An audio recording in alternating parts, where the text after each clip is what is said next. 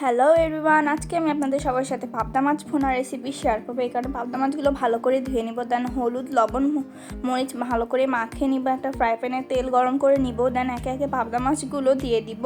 এগুলিকে ভালো করে ভাজতে হবে, পাবদা মাছগুলোকে ভালো করে ভেজে নিব পাবদা মাছগুলোকে।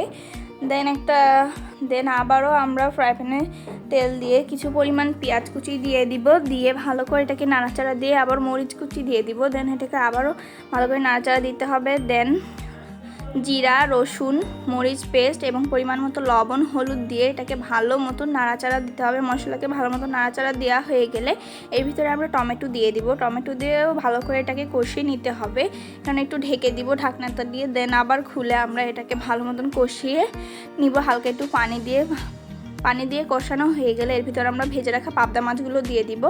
দেন আবারও হালকা একটু পানি দিয়ে, এটা যেহেতু ভোনা হবে অল্প পানি দিতে হবে। দেন এটাকে আবারও হয়ে যাবে। দেন এর উপর একটু জিরা গুঁড়া দিয়ে দেবো। অল ডান আমাদের রান্না।